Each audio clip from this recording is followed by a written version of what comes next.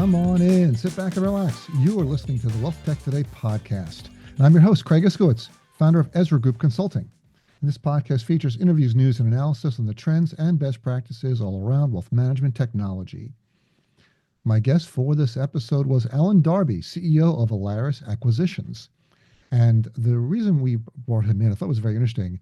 Now, Alaris is a sell-side M&A consultancy for the wealth management industry, but they built some interesting technology called Lens, which is an AI-based tool to help them figure out when there's good fits between buyers and sellers in the wealth management space. So we did a little bit of a deep dive on the technology. I thought it was pretty interesting what they've built.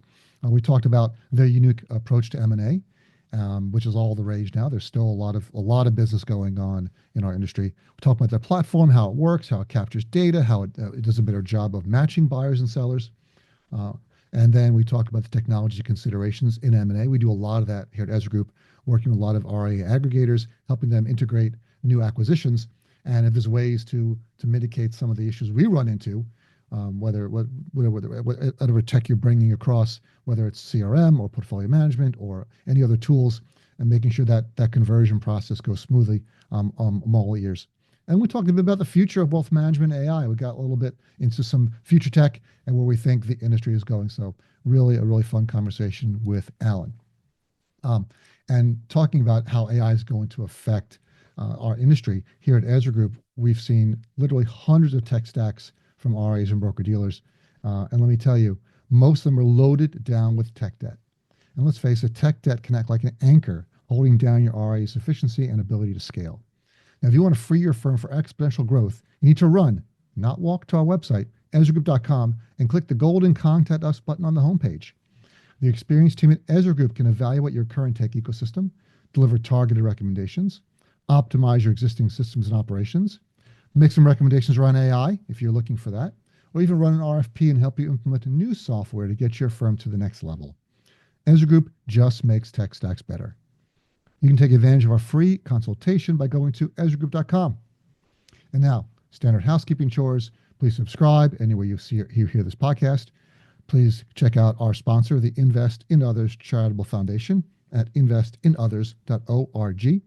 And if you are a vendor of software to advisors and RIAs and broker dealers, go to our vendor portal, EzraGroup.com/register, where you can register your product and update the integration data we have in our database. And that way, your wealth tech integration score, also available on EzraGroup.com, will always be accurate and up to date.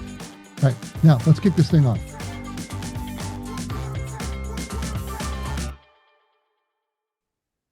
Here we go, up with the next guest. I'm happy to introduce Alan Darby, CEO of Alaris Acquisitions. Alan, welcome to the program. Thank you, Craig. I'm looking forward to it. Should be fun. It's always fun. Everyone comes to the WealthTech Today podcast to have fun. That's what it's all about, man. Well, hopefully I won't disappoint. I don't Appreciate think you having me on. It's not possible. Alan, where are you calling in from? Charlotte, North Carolina, technically just north of Charlotte, but Charlotte Metro. I live in a suburb called Lake Norman. Beautiful. I'm jealous. I'm stuck here in Lake, New Jersey. It's paradise here. We love it. Been here for about 30 years.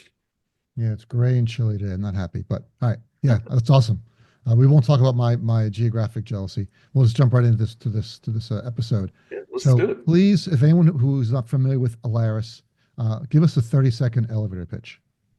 Sure. So traditionally, the market would refer to us as a sell-side advisor, meaning we represent sellers in the wealth management industry, evaluate and affect a partnership opportunity, which is code for acquisition, but we say partnership because in the vast majority of transactions we're involved in, the seller is not exiting the business. And so they're going to join a larger wealth management firm's business through the acquisition.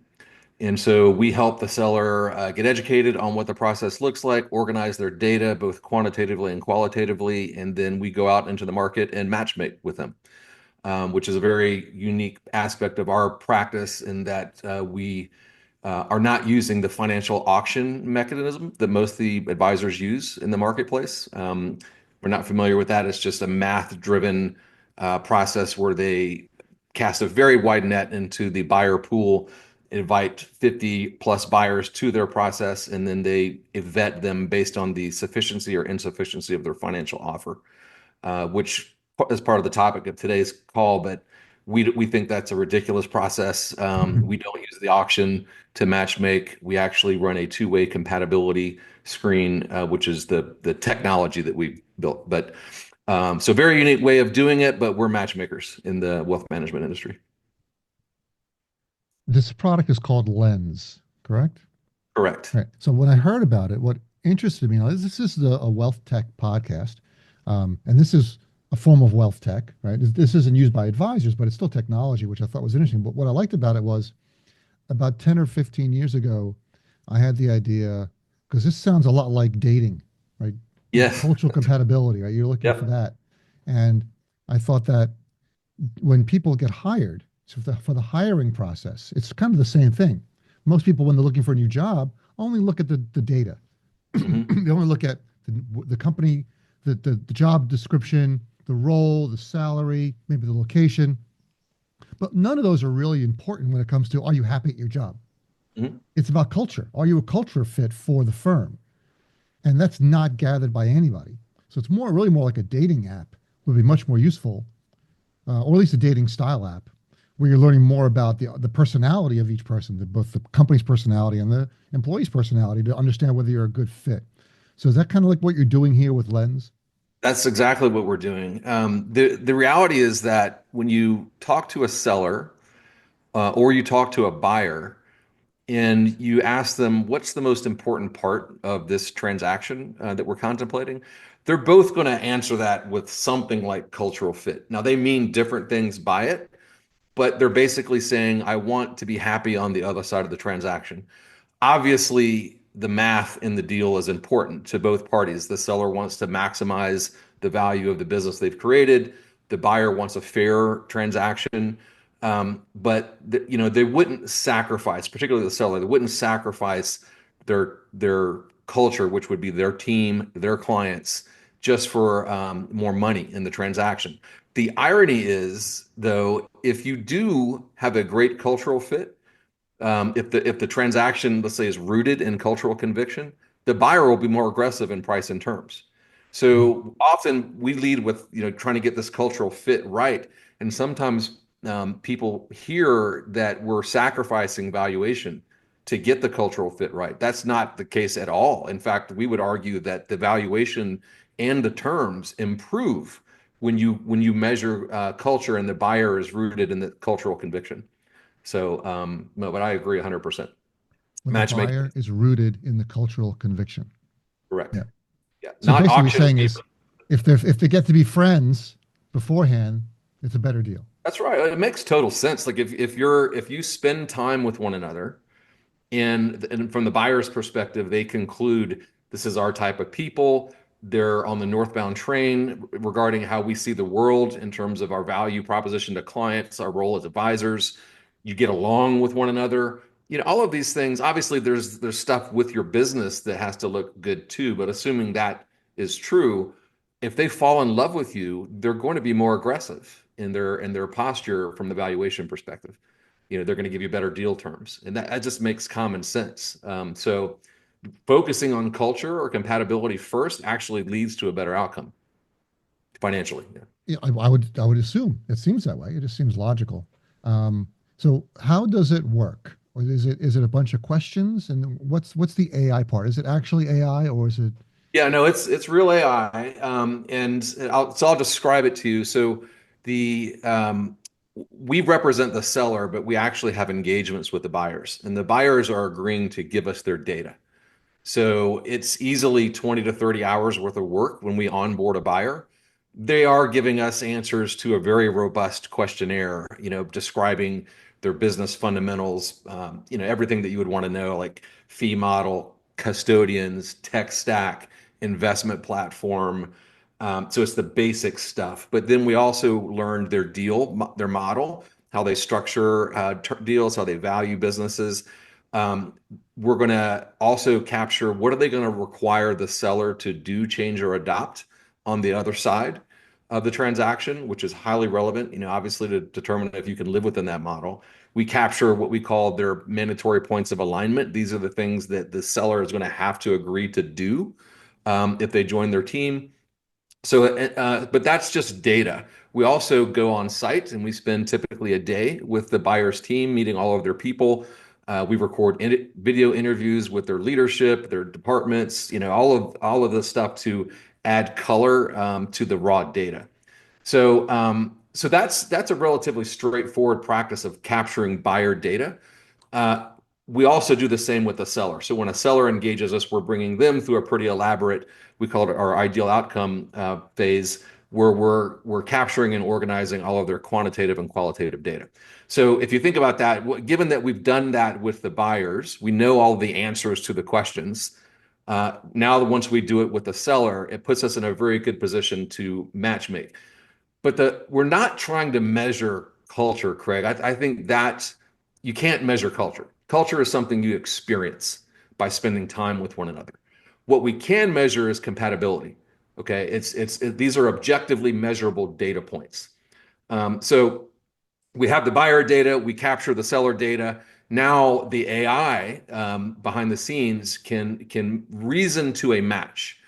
And that's why it requires AI, is that reasoning to a match. We tried to do this with legacy tech, just call them static databases. And it was virtually impossible because, let's say that, and I'm just making this up, but let's say that there are 20 relevant data points that go into the decision of whether we're compatible or not. Each one of those data points is going to have context around it. I'll give you an example. Let's say that the buyer, when they onboard with us, they're going to give us certain parameters that they want to focus on. It could be a metropolitan market that they're interested in. It could be size of the business that they want to acquire. They give us all these things like who is their ideal avatar or practice that they want to partner with or via acquisition. So let's take one data point, revenue. So the buyer says we will only acquire businesses that have a minimum of $2 million of revenue. Okay, great. Well, if I throw a couple pieces of context around that minimum requirement, their answer is going to change. So if they said that $2 million threshold was their floor, but I came back to them and said, we have this 1.7 million revenue business. It's in a major metro market. There's two partners. Their average age, their age is like 40 and 42. Their net new asset growth rate for the past 3 years has been north of 10%. Their average client age is like 45 to 50. You give them all these contextual data points around that stated minimum, their answer will change. They'll say, "Oh yeah, we'll change our $2 million requirement for that practice, given all those additional layers of context." That's on one data point. Try to do that with 20 data points and layer in the context. You need something as sophisticated as artificial intelligence to be able to understand the data points and the context and reason to the best fit. And so that's what the AI is basically doing, is it's score ranking the compatibility between the buyer and the seller using this very hyper layered contextual driven data set. So I get the mandatory points of alignment. I get all the video interviews and the on-site makes all perfect sense. I'm just not understanding how the AI is evaluating. So did you train the AI to say, here's the way we operate this, here's how we understand this? So Yeah, so when we're doing cultural fits, we evaluate things this way, and you trained it correct. on something. Where'd you get the data to train the AI on? Okay, so that we start with the onboarding data that we're capturing from the buyer. As I mentioned, it's 20 to 30 hours worth of input that they're giving into our system, where they're going through a very linear progression of questions, where they're answering basic things like who are your custodians, like Mhm. what's your fee model, what's your tech stack, but then it gets into descriptions of who describe your ideal partner, right? We'll leave it as an open-ended question, and they will articulate typically through a video interview where we're capturing the transcript. So they're giving us the actual real data points, but we're also capturing the context through the language, just having a dialogue, which picks up sentiment.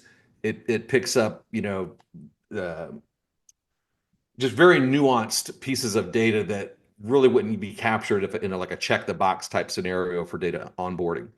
Okay, so once we have that data on the buyer, then we actually provide the AI a very detailed description of when we say well, one, we're not measuring code, we're measuring compatibility. So what would those things be? So we're going to tell it we need to understand general alignment between the two parties. General alignment would be things like how they articulate their retail value proposition to clients. It would be things like their fee model. It would be then we're going to move into fundamentals. These would be points of alignment on custodians. Maybe the seller has a specific piece of technology that they're in love with that they want to make sure that the buyer has. It's very easy to measure data points. Then we're going to go into deal needs and objectives. So the seller might say something like, ideally, I would roll 20% of my valuation into the buyer's equity. Well, we have to understand, will the buyer permit that? What's their equity allocation range in their transaction? Perhaps the buyer has a very robust earnout component to their valuation mechanism. Well, maybe, is that relevant to the seller? So it's deal needs and objectives. Then we're going to go into partnership preferences. These would be things that the seller would identify as, hey, if I'm going to transact with a buyer, ideally they would be able to improve my life in this manner. It could be things like expansion of services and capabilities. Like I would like to add tax preparation and corporate trust services to my suite of services I offer to clients. Well, do the buyers have that? And then how good are they at that? It could be things like have a strong Gen 2 mentoring and training program. Is that relevant to the seller? And if so, does the buyer possess that? And again, how competent are they at that? So these are partnership preferences. It's kind of like a wish list. Then it's the points of alignment. This we call it the autonomy profile from the seller's perspective. The reality is if you transact with anybody, you're going to lose a degree of autonomy. But it's not a binary thing. It's not like you make all the decisions today, and if you transact, you're not going to make any decisions. It's a spectrum of autonomy that exists. There are buyers that are going to require you change, adopt, and do a lot of things. There are also buyers on the other end of the spectrum are very entrepreneurial. So we need to capture what the buyer is going to require of the seller if they join them to do change or adopt. And then organic growth, sometimes buyers bring to the table a lot of organic growth capabilities. Is it relevant to the seller? Then it's unique seller attributes. It's what does the seller possess that maybe the buyer is seeking? So often a buyer will tell us, we have this focus on physicians or something like that. Like that's a niche client that we serve. Well, perhaps the seller has a client concentration in physicians. That would be something really obscure and unique. So you just go through and you capture all of these data points from the buyer, and the AI then takes that and reasons to fit. And then it ranks the buyers based on their degree of fit, if that makes sense. It does make sense. I like it. So how many acquisitions do you guys normally do a year? Right now, we're averaging, I would say, 15 to 20 a year, with that being an increasing. If you look back, we started Alaris, and my background was I ran M&A for United Capital, and then we sold to Goldman Sachs. And when Goldman bought us, the show was over on the acquisition front. So we started Alaris in late 2020, early 2021. So if you look at our acquisition history, it probably started out with 4 or 5 that first year, and now this year we'll be close to 20. So you have a lot of data, Oh, so that's the biggest challenge that we have is managing and staying on top of the buyer data. right? I'm It's saying you have a lot because of history of data. So you've got data. Do you save data from all the acquisitions you've ever made? oh yeah, like from the seller's perspective, yeah. Mhm. So we have all of that information cataloged, but the buyers, like today, we have over 80 buyers that have engaged us in the Wow. process. And so if you look at the volume of information, and it's not like static data, it changes over time. And so we have Mhm. full-time people that's all they do, is maintain the relationships with the buyers, make sure that their data is accurate and up to date in our systems, reflecting what their present, state is. Indeed. Cool. All right. So another thing you mentioned was, hey, the buyer may or the seller may have a piece of technology that they're in love with that they want to move over. So that's something we get involved in a lot here at Ezra Group. So we're always looking at technology, and I see two camps when it comes to RIA, wealth management acquisitions. There's the Wild West camp, or whatever tech you have, bring it over. You can use it. Hmm. Like I remember thinking United Capital was that way. Whatever you got, you just use whatever you have. You're fine. Then the other is the here's what our structure is. You use our tech stack. Everything you have is going away. We're going to move everything over onto our tech platform. Yep. Um, so the when we do both, right? We work with our aggregators that are in both camps. But a lot of times we see technology as a sticking point in many deals, especially when if you're keeping something, they're trying to integrate it or manage it going forward. So, what technology pitfalls have you observed in all the deals um, that the ones that underperformed or failed? Was there a technology pitfall that caused that to happen?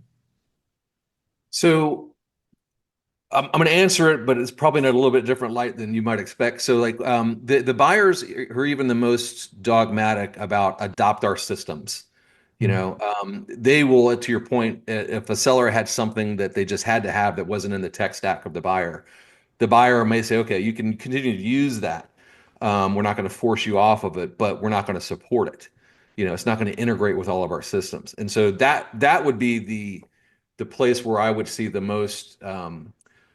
Let's say lack of success is when the seller is arguing to keep or use a piece of legacy technology that the buyer doesn't support, and then post acquisition they're frustrated that their tech isn't as useful or let's say it's seamless as their partners because they're not integrating that legacy tech that the seller had to keep into their new environment. And so they're where one of the biggest areas where a buyer improves the life of a seller is in we call it business lift, and that's a lot of things, but one of them is the advisor experience, which is what usually rooted in technology. The buyer has invested millions, tens of millions in some cases, in either creating their own technology or more commonly integrating disparate systems together. And if the seller wants to keep something that the buyer doesn't support, they're not going to get the business lift that everyone else around them is. And therefore, they become frustrated and they may blame it on the buyer, but it's really not the buyer. It's the seller forcing them or asking them to support a piece of technology that they're not using, universally throughout their entire organization. okay, I'll buy that. Not bad. Yeah, and it's not as common, I don't think, as one might expect. Hmm. Probably the area we see the most is like in the financial planning software. Hmm. If the seller is just convinced that one is superior to another for their reasons, and the buyer uses the a Hmm. different system, that's typically where we see the most pushback. Hmm. Otherwise, it's not as big of a deal. And you have a lot of experience coming from United Capital, where you had the this financial planning like tools that you built, like the Money Yeah, Line FinLife. and Yeah. right, FinLife, Yeah. right? Yeah. That was the one. You're right to say that it was a pretty open architecture platform, except for that piece. But that FinLife piece was the onboarding of new clients. It was the steps, the vernacular, the technology that we used to bring a client into United Capital. After they were a client, it wasn't as relevant, I don't think. But the FinLife was definitely something that if we were talking about joining United, if you looked at that and said, "No, I don't see any use in that," I would tell you you're not a fit for There you United. go, right there. You're You not know going you're to be not a happy. fit, right? Right. Have you worked with any buyers that remind you of United Capital? They've got some of their own tech that encapsulate the way they think about financial planning or the way they think about managing holistic wealth, which they have encapsulated their best practices inside some software. Yeah, I would say United was pretty, well, not pretty. They were ahead of their time in terms of having a tech platform that undergirded a definitive client experience. I really don't see anyone out there who's taken it to that level. Um, and this goes, you're talking about the firms that are 300 billion in assets under management all the way down to the 5 to 10 billion dollar type of firm. What we see now is their tech is really their integration of all the other different systems. I don't see a lot of people investing so much in building proprietary stuff.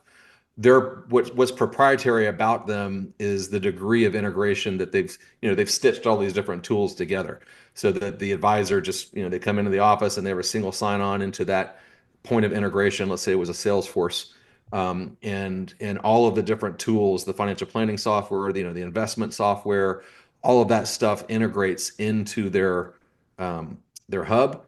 And so data gets keyed in once and it goes out to the financial planning software. It comes back and forth. It reduces the amount of stress the advisor has in moving between different systems. That's what we see a lot of firms investing in.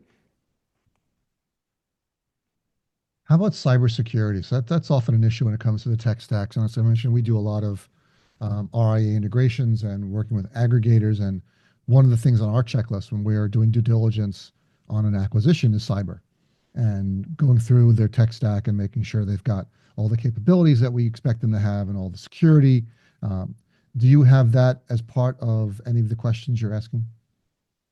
It's not really a major focus on the buyer onboarding that we do. Probably should be, to your point. Cybersecurity is an increasingly important topic, Mm. but it's not something that we've really tracked. All of the buyers will be able to provide an elaborate answer to that question when posed, but we're not tracking today their depth of cybersecurity. Mm. Well, it's something we should talk about Probably after the something we call. should be doing. Yeah, that's probably. After the episode, Yeah, I we'll learned talk. something. I got to add that. I'll Yep. follow up with you on that. We've got a whole Very cyber. good.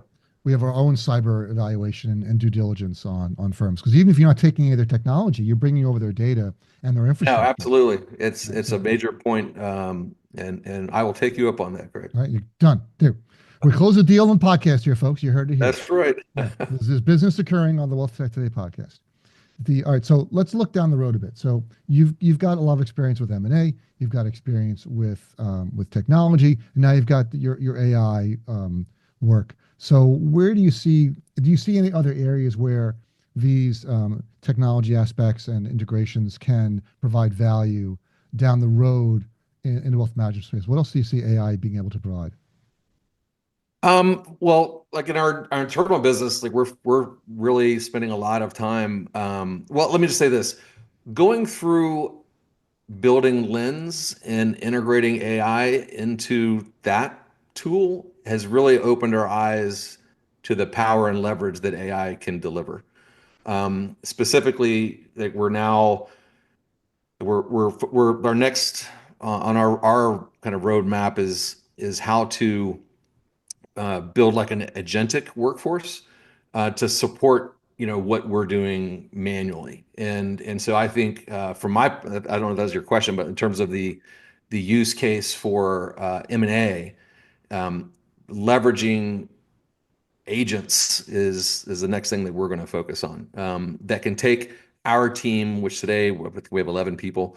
And it's not, I don't look at it as going to replace anybody on the workforce, but it will limit the amount of hiring that we have to do because the process that we're running, obviously being a very heavy data oriented process, that doesn't scale very well, with Mhm. people. And so leveraging those types of tools, to the degree I understand them today, I think is going to be the next big thing for us. There's so much out there. It's pretty exciting. I'd say this. Every Well, day just there's a new announcement, a new development. It is, and that's both exciting and frustrating because when you start to you think you see something that's got huge wow factor and you acquire it or start to integrate it into your current stack, only to see 60 days later that something else comes out which is like double wow, and you just spend all this time, energy, and effort on that legacy system. That the pace of the development and the things that are coming out is sort of it's daunting.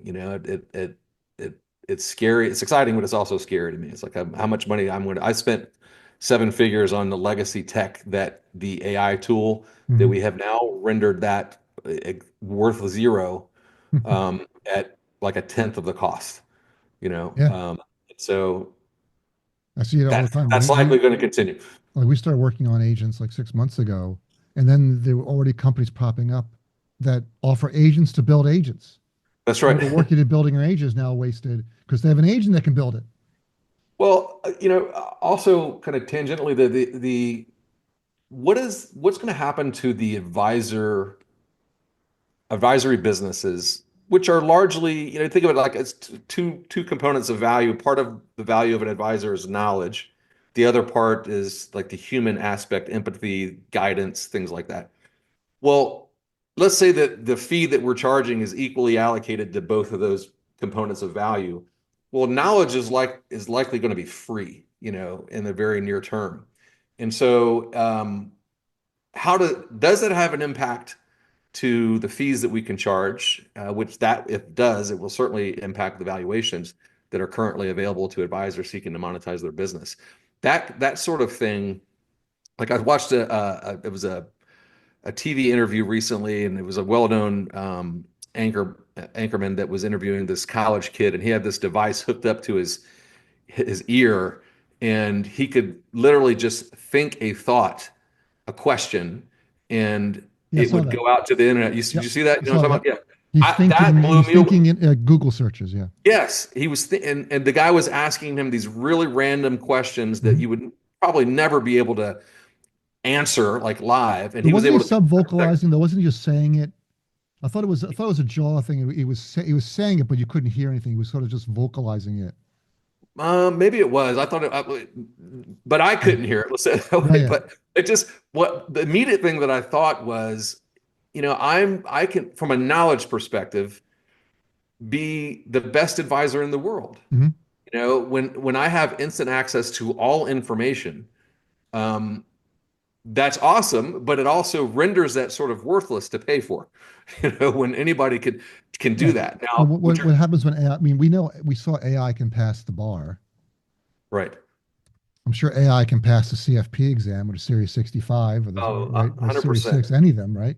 And once it There's does that, then as long as there's an RIA overseeing it, it could do anything you want, right? It could open up accounts, it could do onboarding, it can make recommendations, it could do a financial plan because everything behind the scenes is software.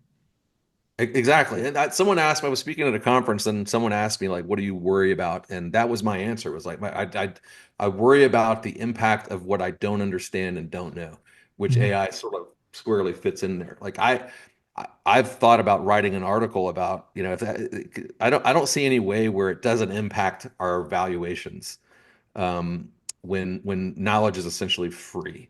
Mhm. People better get really good at the human side of things. Well, knowledge is Um, free now. yeah. I Yeah. mean, the whole point of universities, not to get on a tangent, was to impart knowledge to students, right? But now knowledge is free, is available anywhere. So why you would go to university, right? I agree. I agree. The university model should be really concerned about what's happening.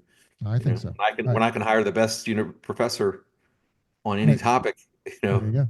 why go somewhere? And there was I just posted something.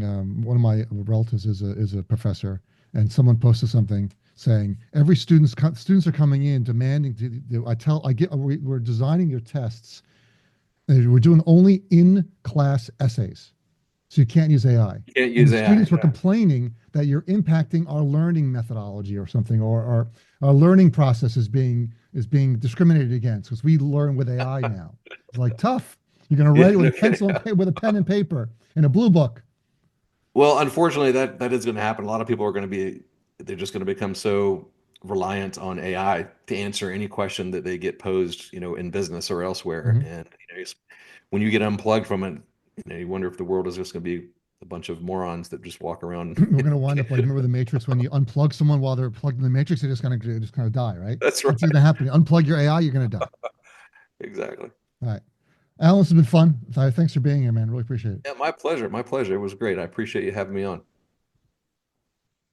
Hey, it's Greg again. Here are my top three takeaways from this episode. Number one, AI may be changing the way firms approach M&A in the industry. I like what Alaris has done with this Lens product. It seems like it's got some legs. Remains to be seen if their M&A deals go better over the next couple of years than other firms. That should shake out pretty quickly. And we may see more firms building these kind of tools if it helps um, make these acquisitions run smoother, have a higher probability of success, at least long-term success, and better integrations, and happier buyers and sellers, which is a bit amorphous and hard to measure, but I think that might be an issue. And we talk about technology considerations. I like some of the things we're discussing. Don't forget cybersecurity. You can call Ezra Group if you're concerned about doing due diligence on an acquisition and you need help, whether it's CRM, portfolio management, or cyber. We can do that for you. And AI is coming for all your jobs, our job too. We all need to keep moving up the value chain, offering more to our clients, more value, more service, more support, because AI is going to be doing more and more. Well, that's it. You reached the end of another episode of the WealthTech Today podcast. Thanks for listening. But before you go back to our website, EzraGroup.com, scroll to the bottom of the homepage, and sign up for our newsletter. Once a month, you receive an email chock full of wealth management goodness, news, information, and updates. You won't be disappointed. Thanks for listening. I'll talk to you all again next time.